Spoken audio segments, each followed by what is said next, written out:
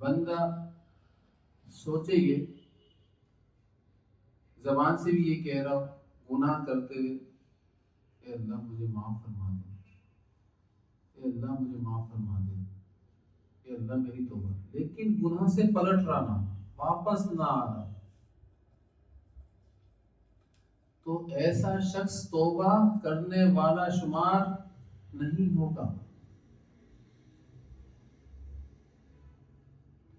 اگر کوئی شخص گناہ کرتے ہوئے یہ کہہ رہا ہے کہ یہ میرا آخری گناہ ہے، اور اس نے یہ گناہ کرتے ہوئے روکا نہیں اپنے آپ کو، اور یہ کہتا رہا کہ یہ میرا آخری گناہ ہے، میں توبہ کرتا ہوں، لیکن وہ گناہ کرتا جا رہا ہے، تب بھی یہ توبہ کرنے والا شمار نہیں ہوگا۔ جیسے کسی بے پردہ مجلس کے اندر گیا، بول رہا ہے میرا آخری مرتبہ ہے، اب میں نہیں آؤں گا، لیکن وہاں سے بھاگ بھی نہیں رہا، وہاں سے واپس بھی نہیں جا رہا، تو یہ توبہ کرنے والوں میں شمار نہیں ہوگا۔ جیسے کوئی گندی مووی دیکھ رہا ہے اور بول رہا ہے یار کتنا عجیب انسان ہے تو دیکھتا ہے اللہ ناراض ہو، بس یہ آخری دفعہ انشاءاللہ ہم نہیں دیکھوں گا، اور اس دیکھنے کو روک بھی نہیں رہا، تو یہ توبہ کرنے والا شمار نہیں ہوگا، بلکہ حضرت فرمایا کرتے تھے یہ توبہ سے کھیلنے والا،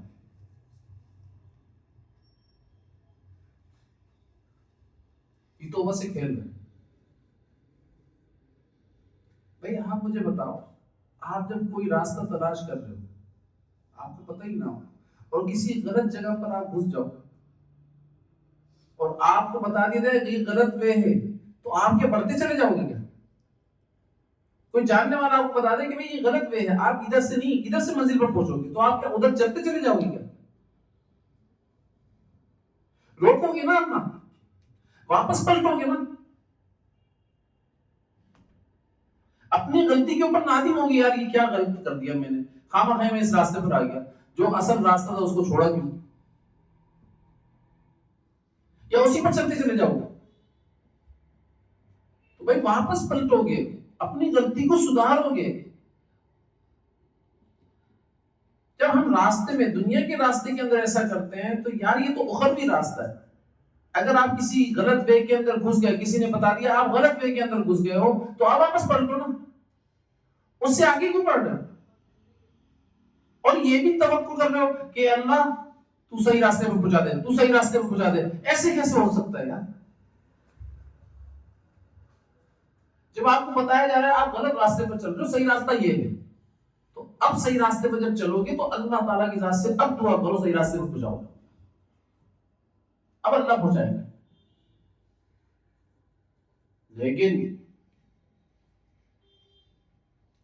غلط راستے پر چلتے رہو، اور کوئی بتایا کہ بھئی آپ غلط راستے کی طرف آ گئے ہو، اور آپ ہٹ دھرمی کے ساتھ بول رہے ہو نہیں بھائی میں صحیح راستے پر ہوں، اور پتہ بھی ہے میں غلط راستے پر ہوں، بس اس کو بول رہے ہو نہیں بھائی، تو ایسا شخص کیا ہے؟ ہٹ دھرم ہوا یا نہیں ہوا؟ ابلیس سے اس کا تعلق ہوا یا نہیں ہوا ہے؟ ابلیس اپنی غلطی کے اوپر ڈٹا ہوا ہے نا، جمع ہوا ہے نا، چھوڑ ہی نہیں رہا۔ تو ہمارے حضرت فرمایا کرتے تھے کہ بھائی توبہ اگر کرنا ہے تو پہلے راستے کو، جس غلط راستے کو چن لیا یا گناہ کے اندر لگی، اس گناہ کو ادھورا چھوڑ کر واپس، اس گناہ کو مکمل کر کے واپس نہیں، اسی جگہ پر چھوڑ کر واپس، جہاں تک آپ نے کر لیا توبہ کرو اللہ اب نہیں کروں گا، اور یہیں پر ہی روک دو،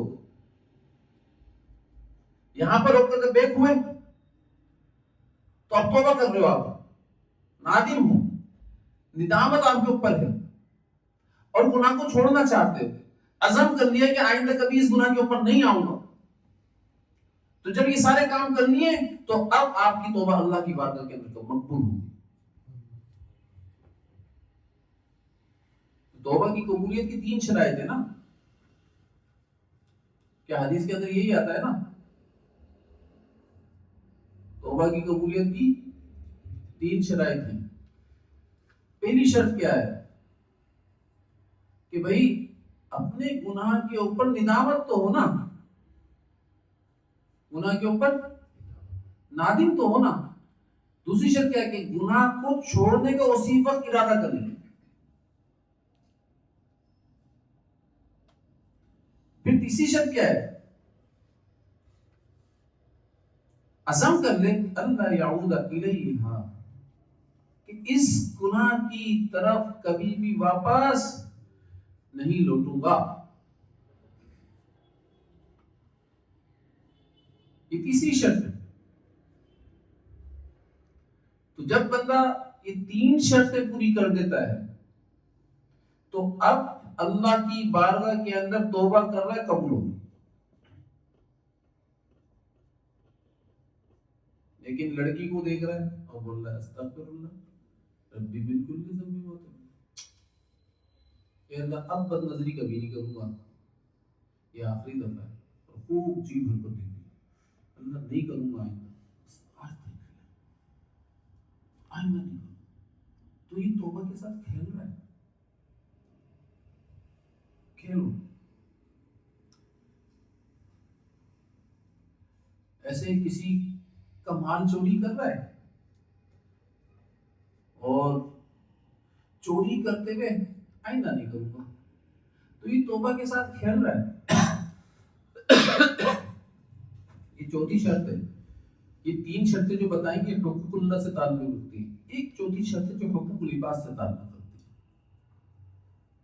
تو کہ بھئی جس کا حق غضب کیا ہے اس کا حق تو واپس کرو.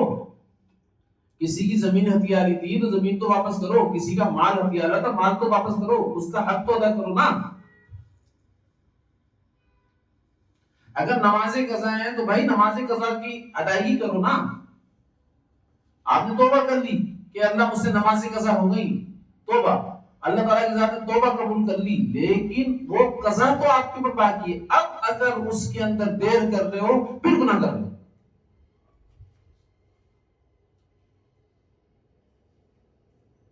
پھر گناہ کر رہے ہو. اور پھر زندگی حاصل ہوئی بھی ہے، سانسیں لے رہے ہو، اس زندگی میں سب کام کر رہے ہو، کام نہیں کر رہے تو یہاں کام نہیں کر رہے تو پھر گناہ کر رہے. روزے قضا ہے تو روزے دیکھو، زکات کئی سالوں کی نہیں دی تو بھائی زکات کا حساب کر کے زکات دو نا. کئی سالوں کی مال ہے، حج نہیں کیا، استطاعت ہونے کے بعد حج نہیں کر رہے تو استطاعت ہے تو پھر حج کے اوپر چلے جاؤ نا.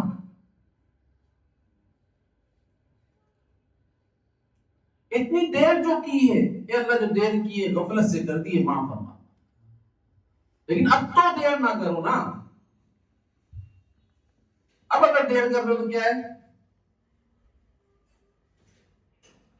بھائی گناہ پر اصرار کرنے والے شمار ہو. اور گناہ پر اصرار کرنے والا جو شخص ہوتا ہے اس کی توبہ قبول